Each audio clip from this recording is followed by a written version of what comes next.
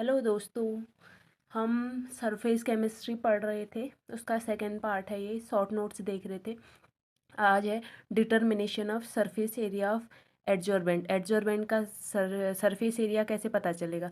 Adsorbent के surface area पर क्या क्या होगा, ध्यान से देखना। जो टोटल सरफेस एरिया है वो क्या होगा, n into pi r square. n क्या है, n है यहाँ पे number of adsorb gaseous molecule, या हम कह सकते हैं total number of adsorb gas molecule. उसके बाद पाई आर स्क्वायर क्या है, पाई आर स्क्वायर जो होता है एन ने कितना एरिया कवर कर रखा है, सिर्फ कवर्ड एरिया है जो एन क्या करता है, कवर करता है कहाँ, एडजॉर्बेंट के सरफेस पर। जो गैस एडजॉर्बेंट के सरफेस पर एरिया कवर करेगी वो वाला एरिया है।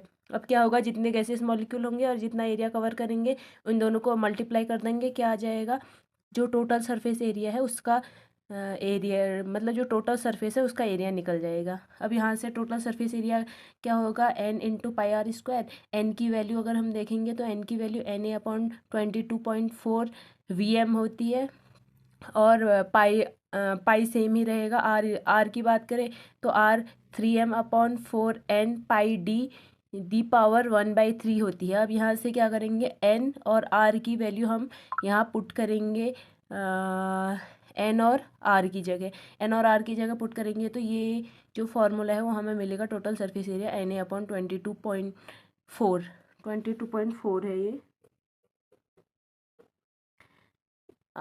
Vm पाई 3m/4n πd पावर 2/3। यहाँ पर जो Na है वो एवोगाड्रो नंबर है, Vm जो है volume of adsorb gas molecule है, गैस मॉलिक्यूल ने कितना वॉल्यूम एडजॉर्ब किया है वो है, पाई जो है कांस्टेंट है। m की बात करें तो एडजॉर्ब गैस मॉलिक्यूल का मास है, n वही हो गया number of gaseous molecule, d यहाँ पर होती है डेंसिटी।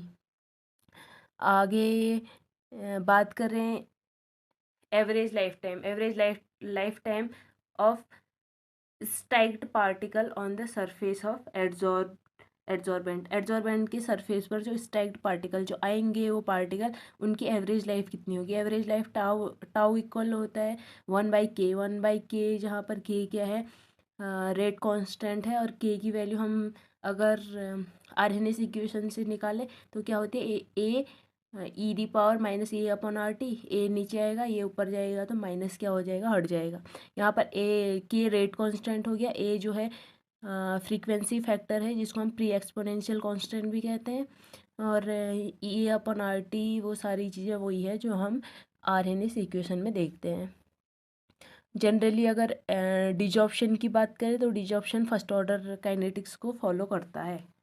अब heat of adsorption and enthalpy of adsorption, adsorption की हीट और एंथैल्पी देखें तो यहाँ से एक फार्मूला हमें मिलता है, जो हीट जो हमने पहले फार्मूला देखा है उसमें हमने क्या देखा कि के जो है पी के इन्वर्सली प्रोपोर्शनल। अगर हम कहीं K2/K1 का फार्मूला देखेंगे तो पी के रिस्पेक्ट में देखेंगे तो P1/P2 होगा। इसका फार्मूला देखें तो log K2/K1 इक्वल क्या होगा, log P1/P2, क्योंकि इन दोनों का इन्वर्स रिलेशन होता है, equal delta H/2.303 R T2-T1/T1 T2। अगर क्या होगा, एड्जॉर्ब क्वांटिटी क्या होगी, कांस्टेंट होगी एट ये जो है एड्जॉर्ब क्वांटिटी है कहाँ पर, टेम्परेचर प्रेशर जहाँ पर क्या है, कांस्टेंट है।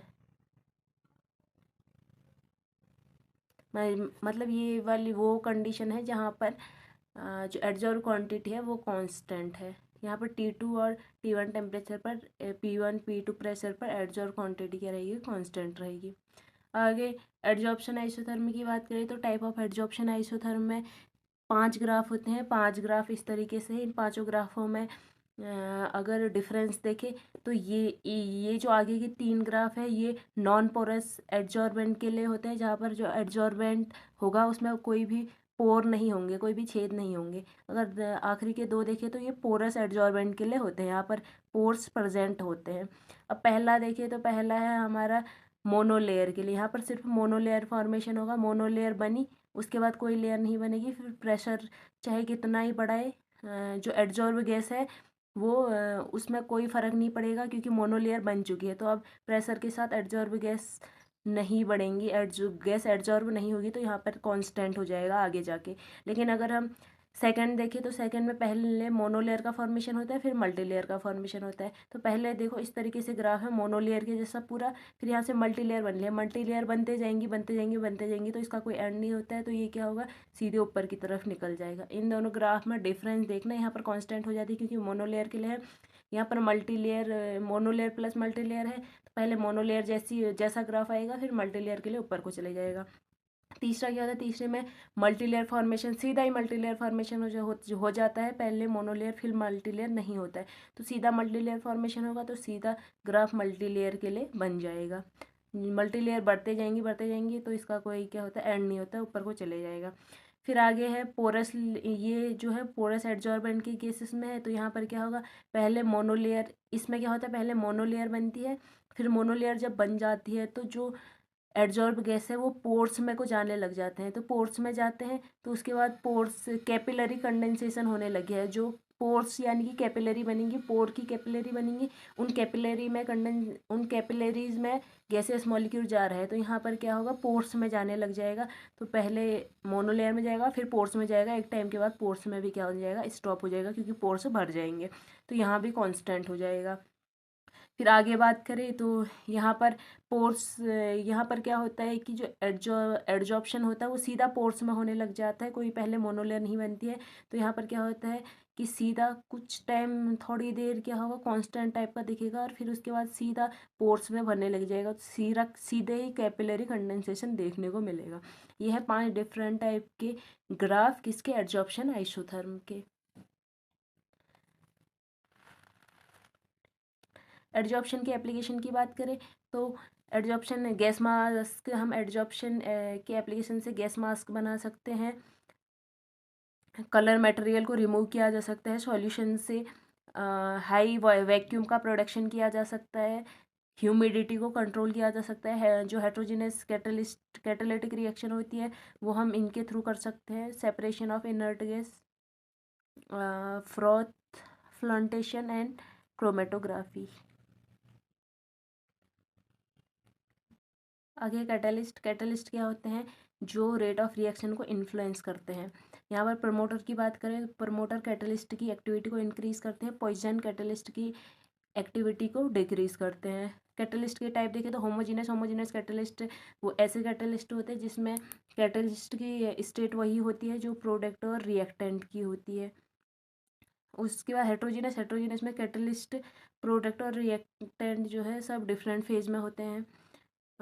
पॉजिटिव कैटलिस्ट की बात करें तो जो रेट ऑफ रिएक्शन को इंक्रीज करे, ऐसा कैटलिस्ट जो रेट ऑफ रिएक्शन को इंक्रीज करेगा। Negative catalyst rate of reaction को डिक्रीज करेगा। उसके बाद ऑटो कैटलिस्ट, जब प्रोडक्ट या रिएक्टेंट जो होते हैं खुद ही कैटलिस्ट की तरह बिहेव करने लग जाते हैं, तो ऐसे कैटलिस्ट को क्या कहते हैं, auto catalyst. Important feature of solid catalyst, solid catalyst के फीचर क्या होते हैं, रिमेन अनचेंज्ड, रिएक्शन के बाद ये जो है होते हैं जैसे हम डाले रहते हैं वैसे ही क्या होते हैं, हमें मिल जाते हैं, निकल जाते हैं वैसे ही। एक्टिविटी ऑफ कैटलिस्ट की एक्टिविटी क्या होती है, यूनिक होती है, मतलब बहुत जो हमें कैटलिस्ट से चाहिए वो कैटलिस्ट उस तरीके की एक्टिविटी शो करते हैं। फिर उसके बाद स्मॉल क्वांटिटी सफिशिएंट होती है कैटलिस्ट की, थोड़े से अमाउंट में भी अच्छा खासा काम कर लेते हैं। सिलेक्टिविटी ऑफ कैटलिस्ट की सिलेक्टिविटी होती है, हर कैटलिस्ट हर रिएक्शन के लिए सफिशिएंट नहीं होता है, अलग अलग रिएक्शन के लिए अलग अलग कैटलिस्ट सिलेक्टिव होते हैं। उसके बाद डज नॉट इफेक्ट फाइनल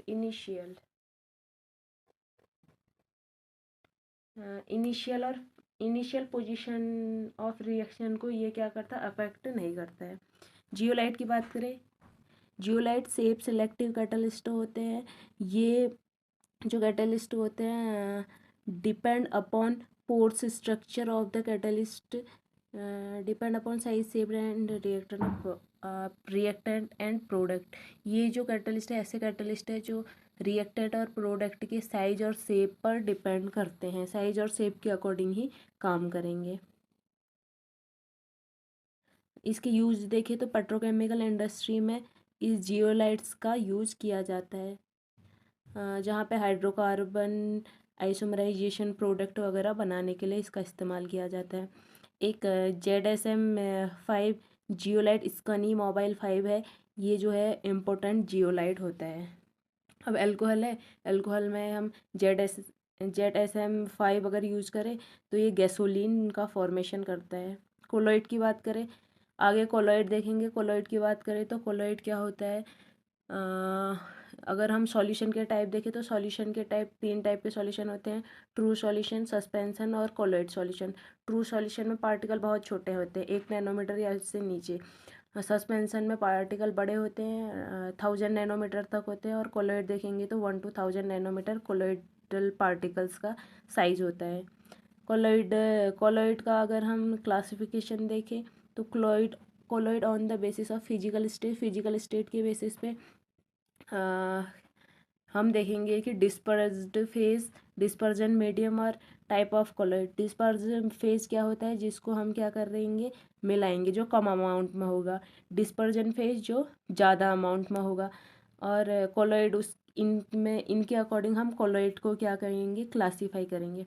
अब अगर डिस्पर्जन मीडियम सॉलिड है और फेज भी सॉलिड है, मीडियम भी सॉलिड है, तो सोल बनेगा। यहाँ पर एक चीज़ ध्यान देना, एक ट्री का मैं आपको बताती हूँ। अगर सॉलिड कहीं पर भी डिस्पर्स्ड फेज होगा, डिस्पर्स्ड फेज कहीं पर भी सॉलिड होगा तो सॉल ही बनते हैं। ध्यान रखना, कहीं पर भी डिस्पर्स्ड फेज अगर सॉलिड होता है तो जो कॉलॉइड है वो हमेशा सॉल बनता है। ध्यान रखना, सॉल बनता है गैस के केस में एरोसॉल और बाकी सॉल। उसके बाद ये तीनों तो हमें पता चल गए, solid solid solid solid liquid gas, तीनों के केस में सॉल बनेगा। फिर उसके बाद आगे देखें तो आगे एक और कंडीशन आती है जहाँ पर डिस्पर्जन मीडियम सॉलिड हो, उस केस में भी सॉल ही बनता है। लेकिन लिक्विड के केस में थोड़ा अलग होता है। लिक्विड के केस में अगर डिस्पर्ज मीडियम अगर सॉलिड हो तो उस केस में जेल बनता है। लिक्विड का ध्यान रखेंगे। और बाकी कहीं पर भी ऊपर नीचे यानी कि डिस्पर्ज मीडियम या डिस्पर्जन मीडियम या डिस्पर्ज फेज अगर सॉलिड है तो सॉल ही बनेगा। लिक्विड के केस में क्या होता है, सॉलिड होगा तो जेल बनेगा, लिक्विड लिक्विड होगा तो इमल्शन बनेगा, और लिक्विड गैस एरोसॉल बनेगा। गैस कहीं पर भी होगी तो क्या होगी, एरोसॉल ही बनाएगी। गैस किसी के साथ भी एरोसॉल ही बनाएगी, ध्यान रखना। गैस कहीं पर भी डिस्पर्जन मीडियम होगा गैस तो एरोसॉल ही बनेगा। उसके बाद गैस सॉलिड के साथ सॉल ही बनाएगी, वो देख ही चुके हैं। गैस लिक्विड के साथ फोम बनाएगी और गैस एरोसॉल बनाएंगे। In on the basis of interaction कुछ इंपॉर्टेंट सॉल, अगर कोलॉइड मतलब ये सारे नहीं देखना चाहते, इंपॉर्टेंट देखना चाहते तो उसमें सॉल, जेल और इमल्शन को देख लीजिएगा।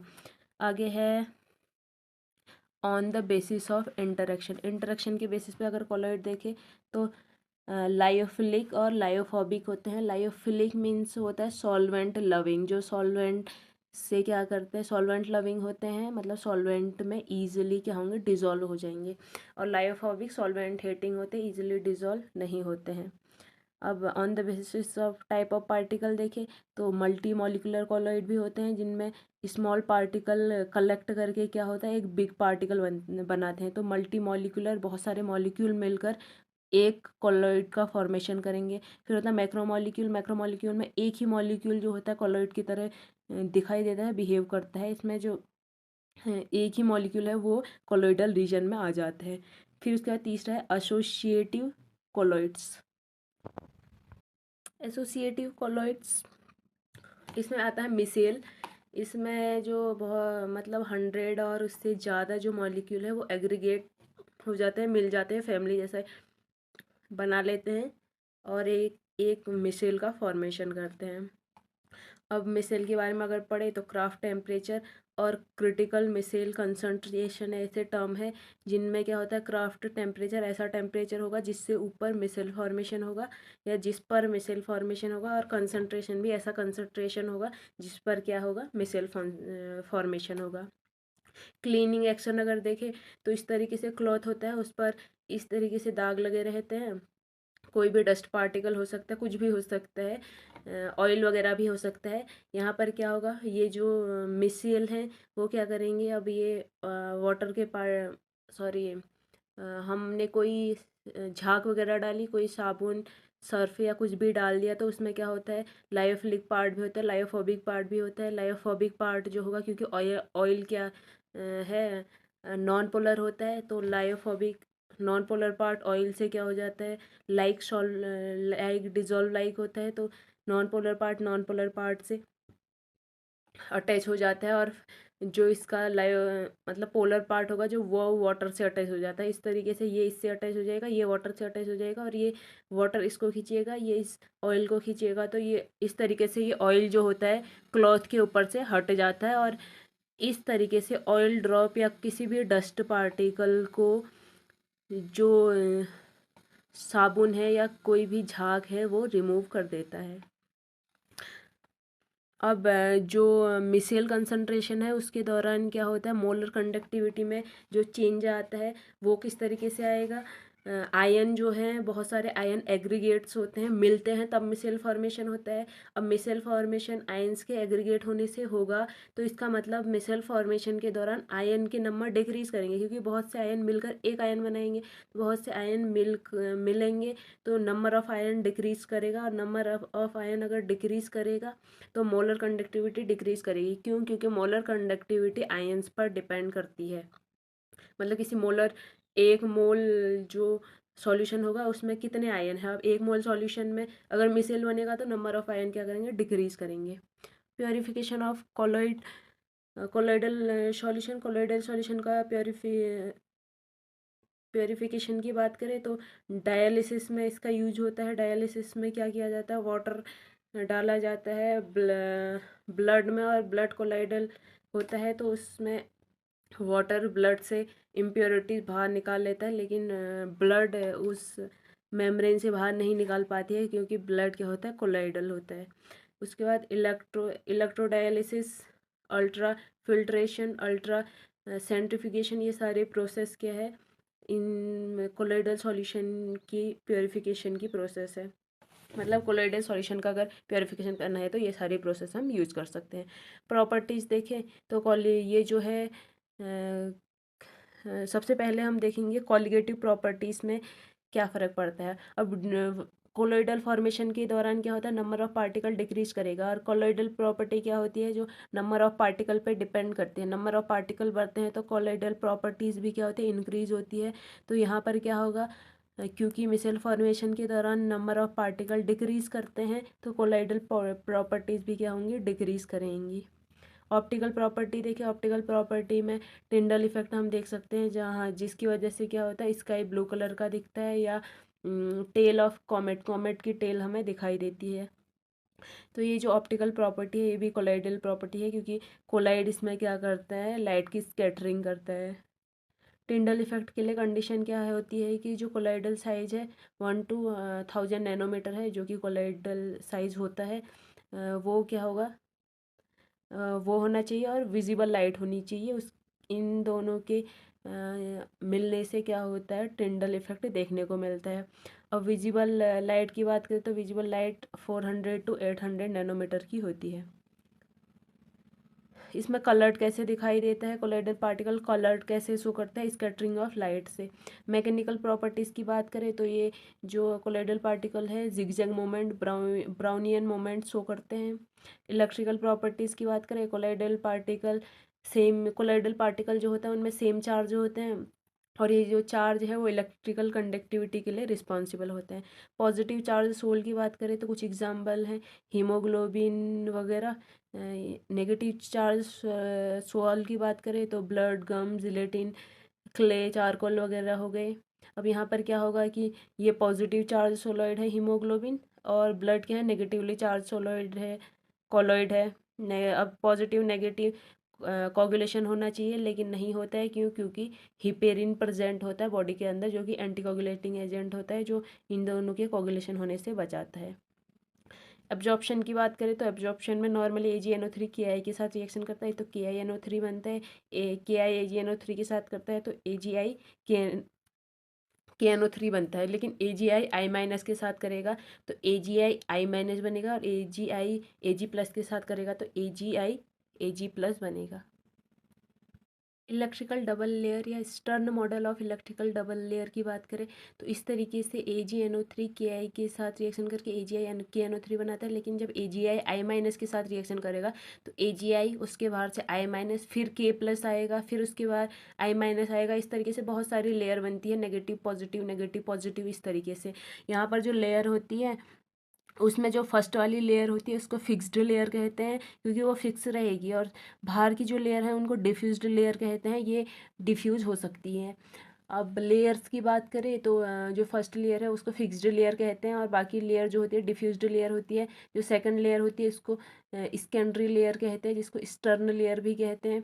फिर आगे जो लेयर होती है उनके इस तरीके से, मतलब इन सारी लेयर को ओवरऑल हम क्या कहेंगे, डिफ्यूज्ड लेयर कहेंगे, जिसको जीटा पोटेंशियल कहते हैं। अब इलेक्ट्रोफोरेसिस की बात करें तो पॉजिटिव सोल क्या होगा, पॉजिटिव सोल जो है वो कैथोड की तरफ मूव करेंगे, और नेगेटिव सोल होंगे तो क्या करेंगे, एनोड की तरफ मूव करेंगे। सुलजे रूल है। हार्डी सुलजे रूल क्या कहता है, higher the charge high precipitation high coagulation. अगर चार्ज ज़्यादा होगा तो प्रेसिपिटेशन ज़्यादा होगा, और प्रेसिपिटेशन ज़्यादा होगा तो कोगुलेशन ज़्यादा होगा। जितना ज़्यादा चार्ज होगा उतना अच्छे से कोगुलेशन होगा, उतना ज़्यादा कोगुलेशन देखने को मिलेगा। कोगुलेशन की बात करें तो कोगुलेशन या प्रेसिपिटेशन की बात करें तो क्या होता है coagulation, minimum electrolyte in millimole required for coagulation of 1 litre, sorry coagulation value है। कोगुलेशन वैल्यू क्या होती है, minimum electrolyte in millimole required for coagulation of 1 litre colloid sol in is called coagulation value. Coagulation value क्या है, 1 litre जो 1 litre colloidal salt है उसके coagulation के लिए कितने ग्राम हमें इलेक्ट्रोलाइट मिलाने की ज़रूरत पड़ती है, वही कोगुलेशन वैल्यू है। कोगुलेशन 1 लीटर कोलाइड को का कोगुलेट करने के लिए, कोगुलेशन करने के लिए कितना इलेक्ट्रोलाइट चाहिए, वही कोगुलेशन वैल्यू रहेगी। अगर थर्मोडाइनमिक प्रॉपर्टी ऑफ मिसेलाइजेशन देखें तो थर्मोडाइनमिक प्रॉपर्टी मिसेलाइजेशन के दौरान क्या रहती है, जो मिसेल फॉर्मेशन होता है क्राफ्ट टेम्परेचर पर होगा और क्रिटिकल मिसेल कंसंट्रेशन पर होगा। अब यहाँ पे क्या होता है कि दो चीज़ें हम हमेशा देखते हैं, किसी चीज़ की फॉर्मेशन, कोई फॉर्मेशन फेवरेबल है या नहीं, तो उसके लिए डेल्टा जी की वैल्यू नेगेटिव होनी चाहिए, और डेल्टा जी होता है delta H minus T delta S. इसके लिए हम देखते हैं कि डेल्टा एच नेगेटिव होना चाहिए और डेल्टा एस पॉजिटिव होना चाहिए। अब मैं थर्मोडाइनमिक मिसेल कंसंट्रेशन के दौरान एच में कोई भी सिग्निफिकेंटली चेंज देखने को नहीं मिलता है, तो अब हमें दूसरा क्या चाहिए, एच में ज़्यादा कोई चेंज देखने को नहीं मिल रहा है, दूसरा हम देखेंगे डेल्टा एस पॉजिटिव होना चाहिए। तो यहाँ पर डेल्टा एस में सिग्निफिकेंटली इंक्रीजमेंट देखने को मिलता है, रैंडमनेस ज़्यादा देखने को मिलती है। नॉर्मली हम सोचते हैं कि अगर ज़्यादा आयन मिलकर एक आयन बना रहे हैं तो रैंडमनेस कम होनी चाहिए, लेकिन ऐसा होता नहीं है। इस यहाँ पर मिसेल फॉर्मेशन के दौरान रैंडमनेस बढ़ती है। इसका रीज़न ये है कि जब बहुत सारे आयन मिलकर एक जगह इकट्ठा होंगे तो वो क्या होंगे, वाटर के बीच से होकर गुजर कर आएंगे, और यहाँ पर वाटर का जो अलाइनमेंट है उसको, उस अलाइनमेंट को डिस्टर्ब करके आएंगे। तो यहाँ पर जो वाटर है वो उनका अलाइनमेंट डिस्टर्ब हो जाता है, जिस वजह से क्या होगा, डिसऑर्डरनेस देखने को मिलती है, और डिसऑर्डरनेस अगर बढ़ेगी तो डेल्टा एस क्या होगा, पॉजिटिव हो जाएगा, बहुत ज़्यादा पॉजिटिव देखने को मिलता है डेल्टा एस। अब डेल्टा एस पॉजिटिव होगा, डेल्टा एस पॉजिटिव है, इसमें नेग्लिजिबल चेंज है, टेम्परेचर बढ़ाएंगे तो क्या होगा, ये वैल्यू ऑलरेडी पॉजिटिव है, टेम्परेचर इंक्रीज करेंगे तो negative value, overall negative value ज़्यादा आएगी, डेल्टा जी ज़्यादा नेगेटिव आएगा। इसका मतलब है मिसेल फॉर्मेशन अच्छे से होगा, और कम टेम्परेचर पर मिसेल फॉर्मेशन नहीं हो पाएगा। क्यों, क्योंकि नेगेटिव वैल्यू कम होगी, डेल्टा जी लेस नेगेटिव होगा। आगे बात करें किस तरीके से कोई एटम मॉलिक्यूल आयन मिलते हैं, तो यहाँ पर क्या होगा कि जब दो एटम या दो मॉलिक्यूल पास में आते हैं तो यहाँ पर नॉर्मली एटम ही लेंगे, दो एटम अगर पास में आएंगे तो क्या होगा, बीच में पॉजिटिव चार्ज होता है, साइड को हमारे क्या रहते हैं, नेगेटिव चार्ज होता है। अब ये पास में आएंगे तो अट्रैक्शन भी होगा, किसके बीच, पॉजिटिव और नेगेटिव के बीच अट्रैक्शन भी होगा, और रिपल्सन भी होगा, किसके, नेगेटिव और नेगेटिव के बीच रिपल्सन भी होगा। इस तरीके से यहाँ पर दो चीज़ें देखने को मिलती हैं, रिपल्सन और अट्रैक्शन। तो रिपल्सन क्या होगा, जो एफ एफ अगर रिपल्सन के केस में फोर्स ऑफ रिपल्सन देखे तो वो 1/r² पर डिपेंड करता है, और वंडरवॉल फोर्स के केस में देखे तो 1/r⁶ पर डिपेंड करता है। यहाँ पर सिर्फ मतलब रिपल्सन देखे तो रिपल्सन कम होगा और अट्रैक्शन क्या होगा, ज़्यादा होगा। अगर रेडियस अगर बढ़ेगी तो अट्रैक्शन कम डिक्रीज़ करेगा, और रिपल्सन मतलब रिपल्सन भी डिक्रीज़ करेगा लेकिन अट्रैक्शन कम डिक्रीज़ करेगा इन कंपैरिजन टू रिपल्सन, क्योंकि रिपल्सन r² पर की इन्वर्सली प्रोपोर्शनल है और अट्रैक्शन किसके प्रोपोर्शनल है, r⁶ के। अब यहाँ पर वंडरवॉल फोर्स देखें तो वंडरवॉल रेडियस बढ़ेगी तो इन दोनों के बीच ये रेडियस है, रेडियस बढ़ेगी तो ये मॉलिक्यूल दूर जाएंगे तो अट्रैक्शन क्या होगा, कम होगा। तो यहाँ पर देखेंगे पहले अट्रैक्शन ज़्यादा था, धीरे धीरे अट्रैक्शन क्या हो रहा है, कम हो रहा है। यहाँ पर एनर्जी बढ़ रही है मतलब अट्रैक्शन कम, एनर्जी कम मतलब अट्रैक्शन ज़्यादा, तो एनर्जी बढ़ रही है इसका मतलब अट्रैक्शन कम हो रहा है। और रिपल्सन का क्या होगा, रिपल्सन जितना ये दूर जाएंगे रिपल उतना कम करेंगे, रिपल कम करेंगे तो एनर्जी कम होगी, तो रिपल्सन क्या होगा, रेडियस बढ़ने के साथ धीरे धीरे डिक्रीज करेगा। नेट ग्राफ हम इस तरीके से इसका शो कर सकते हैं। अब यहाँ पर क्या होगा, इसका ये कह रहा है कि इस फॉर्मूले का कह रहा है अगर आर हाई होगा तो वंडरवॉल फोर्स ऑफ अट्रैक्शन ज़्यादा डिक्रीज करेगा in comparison to electrostatic force of repulsion. Electrostatic force of repulsion से वंडरवॉल फोर्स ऑफ अट्रैक्शन ज़्यादा डिक्रीज करेगा। क्यों, क्योंकि वो r⁶ पर के इन्वर्सली प्रोपोर्शनल होता है। ये रिपल्सन के लिए है, ये अट्रैक्शन के लिए।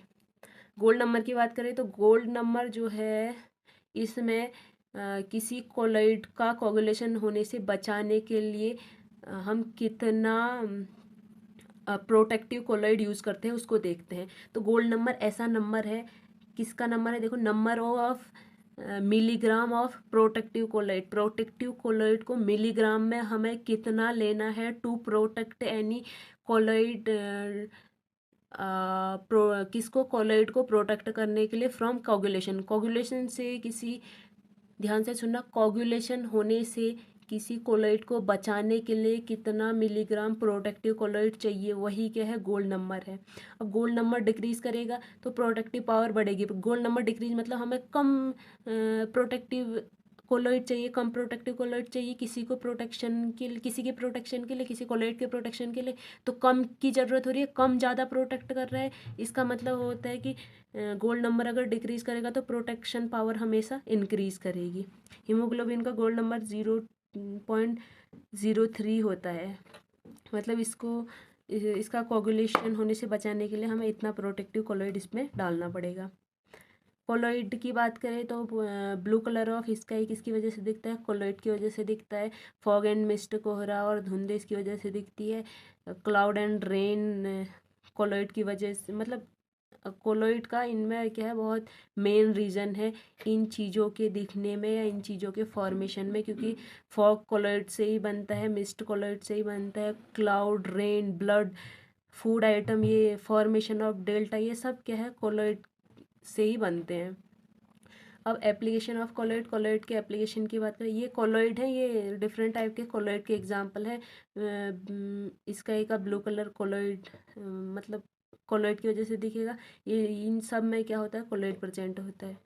एप्लीकेशन ऑफ कोलॉइड, कोलॉइड के एप्लीकेशन की बात करें तो आर्टिफिशियल रेन बनाई जा सकती है, मेडिसिन बनाने में यूज किया जाता है, photography, industrial product, cleaning agent, tanning, electrical, PPT of smoke, sewage disposal, purification of drinking water, artificial kidney method जिसमें डायलिसिस काम में ली जाती है, एड्जॉर्प्शन और एड्जॉर्प्शन इंडिकेटर, ये सारी चीज़ें क्या है, कोलॉइड की एप्लीकेशन है।